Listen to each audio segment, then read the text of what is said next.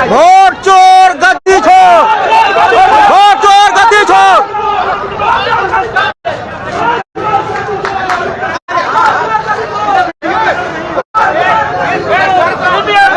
Vote चोरी करते हुए रोहतास जिला में पकड़ी गई है, आप सभी देख सकते हैं।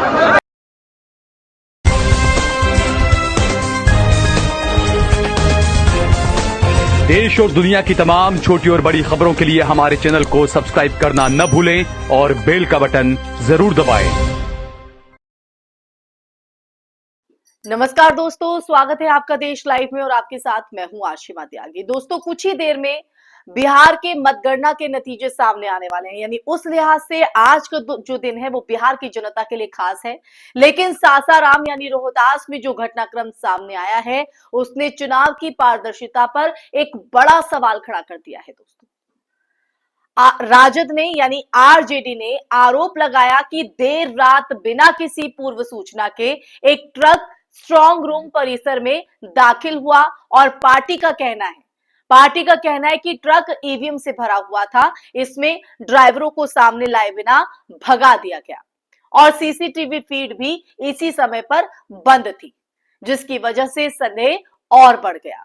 आज हम इसी पर चर्चा करेंगे। चर्चा में आगे बढ़े उससे पहले आप लोगों से अपील, इंसाफ की आवाज को बुलंद करने के लिए और सच्ची पत्रकारिता के लिए हमारा सहयोग करें। साथ ही डिस्क्रिप्शन में दिए गए लिंक को ओपन कर ज्वाइन बटन दबाकर आप हमसे यानी देश लाइव से सीधा जुड़ सकते हैं। दोस्तों, बिहार के लिए आज का जो दिन है वो काफी महत्वपूर्ण यहाँ पर रहने वाला है, क्योंकि जो ईवीएम में जनता का मूड कैद हुआ वो तस्वीर आज साफ होगी। लेकिन अब फैक्ट चेक और प्रशासनिक जवाब भी सामने आए, जिस मसले पर मैं बात कर रही थी। यानी रोहतास के जिला अधिकारी डिस्ट्रिक्ट मजिस्ट्रेट उड़ीता सिंह का कहना है कि वो ट्रक ईवीएम नहीं बल्कि खाली लोहे के बॉक्स लेकर आया था। इस तरह की बात उठ रही है कि बाजार समिति तकिया में ईवीएम से भरा हुआ ट्रक घुसने की सूचना हम लोग को प्राप्त हुई थी।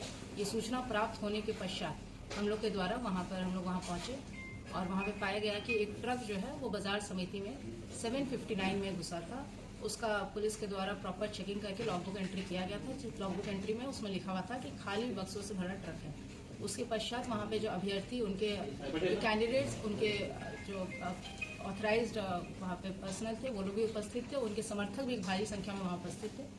उन सभी के समक्ष उस ट्रक को खोला गया और उस ट्रक का में बहुत सारे स्टील के डब्बे पाए गए। हर एक डब्बा निकाला गया वीडियोग्राफी में और वहाँ पे उपस्थित अभ्यर्थियों के समक्ष सारे डब्बे खाली पाए गए। एक एक करके पूरा ट्रक को जांच करके फिर पुनः उसी ट्रक में सारे बक्से फिर रख दिए गए और ट्रक को बाजार समिति में रख दिया गया। अब इसमें ये तमाम जो चीजें हैं वो निकलकर सामने है। उसकी पुष्टि करने वाली कई मीडिया रिपोर्ट्स और पुलिस बयान भी आ रहे हैं। पर सवाल दोस्तों ये है कि अगर बॉक्स खाली थे तो उन्हें स्ट्रांग रूम के परिसर में लाने की आवश्यकता क्यों जरूरत पड़ी और क्यों ये पूरी प्रक्रिया इतनी गोपनीय तरीके से हुई। और तीसरी बड़ी समस्या सीसीटीवी फीड का अचानक बंद होना है। दोस्तों, राजद और अन्य प्रतिनिधियों का कहना है, यानी आरजेडी का और अन्य प्रतिनिधियों का ये कहना है कि सासाराम के काउंटिंग सेंटर से 2 बजे के बाद कैमरा फीड जो है वो बंद हो गया था और यही समय लगभग उस ट्रक के परिसर में आने का भी है। सीसीटीवी बंद हो जाना अपनी जगह पर एक गंभीर लोच है, समझ रहे हैं। काउंटिंग और स्ट्रांग रूम की सुरक्षा की सबसे बुनियादी शर्त रिकॉर्ड रखना है। रिकॉर्ड ना होने से संशय पैदा होना स्वाभाविक है। प्रशासन ने इस पर स्पष्ट स्पष्टीकरण देना अभी बाकी है प्रशासन की तरफ से। लेकिन इस पूरे मामले पर राजनीतिक प्रतिक्रिया तेज है। महागठबंधन के स्थानीय प्रतिनिधियों और कार्यकर्ताओं ने तुरंत धरना प्रदर्शन किया और शिकायत के बाद चुनाव आयोग ने भी हस्तक्षेप करते हुए कुछ पद स्थापनों पर कार्रवाई की। ऐसी खबरें आ रही हैं दोस्तों कि कुछ काउंटिंग अधिकारियों को हटाया या बदला गया है ताकि जो माहौल है वो शांत हो सके और आगे की गड़बड़ी ना हो। पर ये जो काम है या ये जो कदम है वो घटना की जड़ तक जाने की जगह तात्कालिक संभाल जैसा दिखता है। असली जवाब तब मिलेगा जब उस ट्रक का पूरा मैनिफेस्ट, ड्राइवरों की पहचान, प्रवेश अनुमति के दस्तावेज और सीसीटीवी रिकॉर्ड जो है वो सार्वजनिक किए जाए। तब पर्दाफाश होगा, तब सच्चाई सामने आएगी। अब बुनियादी तर्क और खतरे की बात करना भी जरूरी हो जाता है दोस्तों, क्योंकि चुनाव के दिन और मतगणना के समय की जो सुरक्षा दो स्तरों पर जो है वो अनिवार्य होती है। पहला, ईवीएम पैनल और उनके कंटेनर का शुद्ध और प्रमाणित ट्रैक रिकॉर्ड, और दूसरा निगरानी यानी सीसीटीवी, जिसमें रिकॉर्डेड फुटेज, गार्ड पोस्टिंग और प्रत्याशियों के प्रतिनिधियों की मौजूदगी शामिल है। अगर कोई भी लिंक आपस में टूटता है दोस्तों, जैसे कि बिना सूचना का वाहन, गुम चालक या कैमरा ऑफ, तो वो संदेह को जन्म देता है, सवाल खड़े करता है, और लोकतंत्र के निहित नियमों के मुताबिक हर शक को पारदर्शिता से निपटाया जाना चाहिए। इस घटना में तीनों में कम से कम एक या दो लिंक कमजोर दिख रहे हैं। ये संदेह नहीं, चिंता करने का कारण है।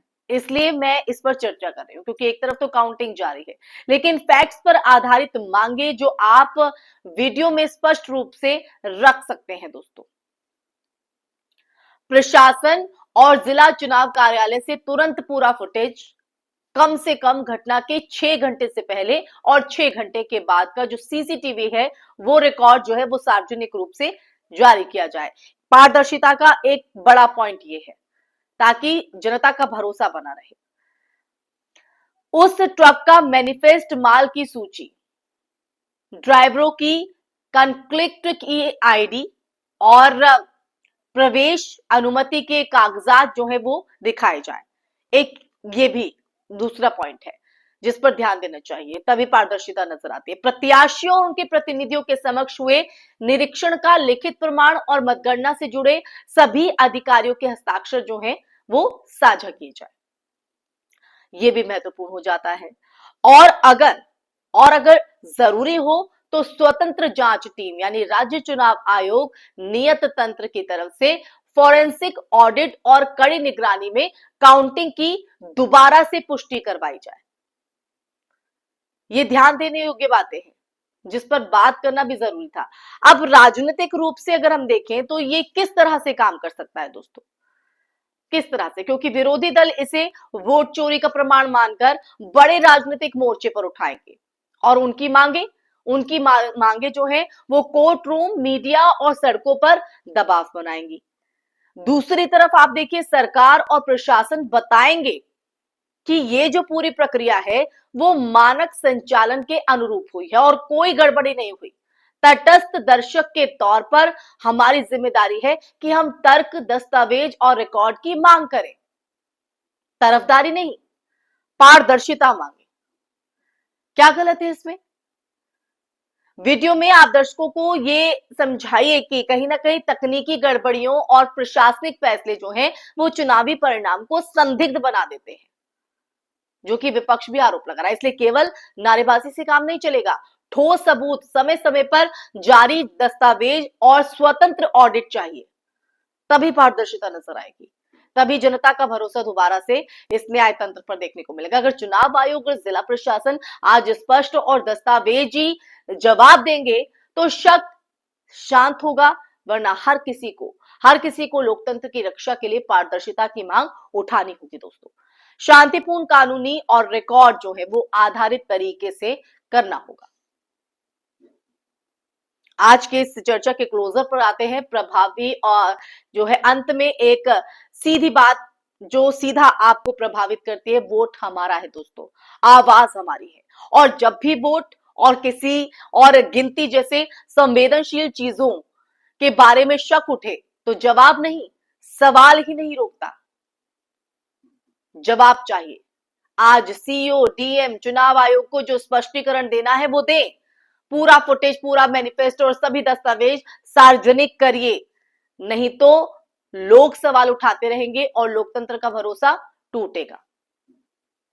आप दिखाइए, आप आवाज रखते हैं, शोर नहीं, सबूत मांगिए, नारे नहीं, दस्तावेज मांगिए।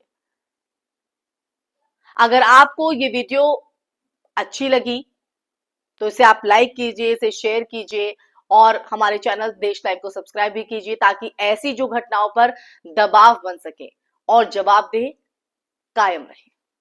इसी के साथ आप लोगों से इजाजत लेना चाहूंगी, फिर हाजिर होंगी कि ऐसे ही मुद्दे के साथ, ऐसे ही सच के साथ। तब तक के लिए अपना ख्याल रखें। जय हिंद, जय भारत, नमस्कार।